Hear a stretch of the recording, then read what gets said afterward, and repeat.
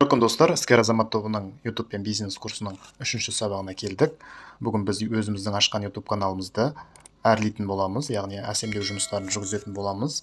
Ол үшін YouTube каналға аватарка мен баннер қоятын боламыз. Жалпы баннер дегеніміз, аватарка дегеніміз не екендігін білмейтін болсаңыз, қазір мен сіздерге көрсетейін. Ол үшін YouTube каналға кіреміз. Мысалы үшін 5-ші сынып қазақ тілі деген кез келген бір группаны алайын. Осы жерде міне осының үстінен басатын болсақ, міне мынау жоғары жақта онлайн сабақтар деген материал тұр ғой, қазақ тілі және қазақ әдебиеті деген, және мынау жерге аватаркаге өзінің суретін қойып қойған.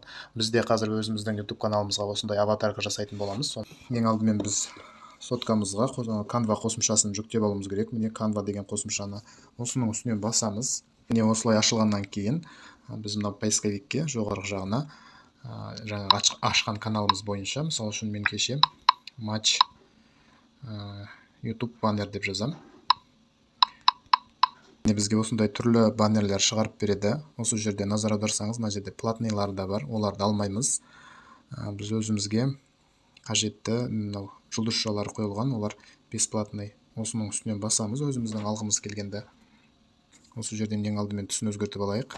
Сосын мынау жердегі жанындағы жазулар сізге ұнамайтын болса, онда біз оны мынау жерде плюс батырмасын басу арқылы мынау жерге жаңағыдай математик деп жазсаңыз болады. Ағылшын тілінде жазсаңыз көп материалдар шығады. Мына жерде про дегендердің барлығы олар платный. Бізге платный керек емес, бесплатный версиясын қазірге пайдалана береміз.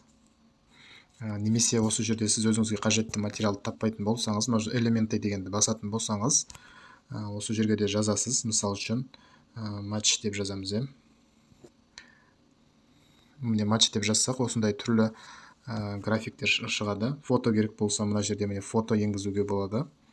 Осы жерде дайын фотолар енгізіп алсаңыздар болады. Платный дегендер жаңа айтқандай, олар платный. Графика дегенге басып, өзіңізге қажетті график материалды мынандайларды таңдасаңыз болады. Так, осы жерден қазір мен мынау матч дегенді таңдайын. Мынау керек емес дүниелерді үлкейтейін, немесе өшіріп тастайын. Жақындамай атсам, жақындатып кішкене мына жерде тенін өзгертуге болады. Так, эффекті дегенді басатын болсаңыз, осы жерде қою қара анық көрінетін қылып қоюға болады.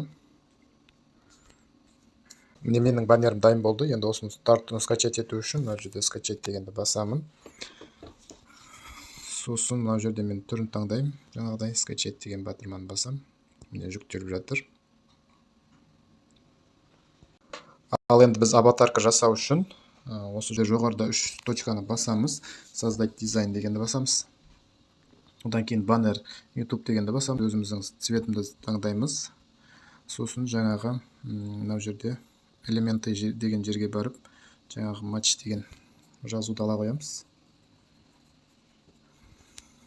Біз жаңа оны қолдандық. Мына жерден графика дегенге барамыз дағына. Міне матч деген жазу. Осыны кішкене кішірейтіп ортаға келеміз. Міне осыны енді мынау жоғарыдағы батырманы басу арқылы скачать етіп аламыз.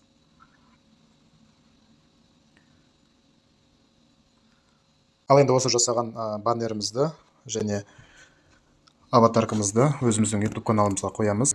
Google'ге Творческий студия ПК деп жазамыз. Бірінші версиясына кіреміз. Бет ашылады. Осыны кішкене жақындатсаңыз, мынау жерде қаламшы 3 точкасы жанында бар. Осының үстінен басамыз. Настройка каналов дегенге. Сосын мына жерде брейдинг деген бар. Екінші батырма. Осы жерден осының үстінен басамыз. Так, енді біз сіздермен міне осындай бетке келдік. Мынау дөңгелек біздің аватаркамыз. Яғни осы жерге загрузить деген батырманы басамыз. Бұл жерде жаңағы дайындалған аватаркамыздың үстіне басамыз. Готовый дейміз. Міне көріп отырсаңыздар, жаңағы біздің аватаркамыз осылай тұрды. Готовый деген батырманы басам. Міне матч деп шығады. Так, енді мынау авамызды қою үшін мынау жерде загрузить деген батырманы басамыз. Сосын осы жерде мынау бағанағы Міне мен баннерді қойдым. Енді готовый деген батырманы басамын. Міне біздің баннеріміз сақталды. Сосын мынау жерде каналдың осы бір жерінде тұратын жазбаны да өзгертуге болады.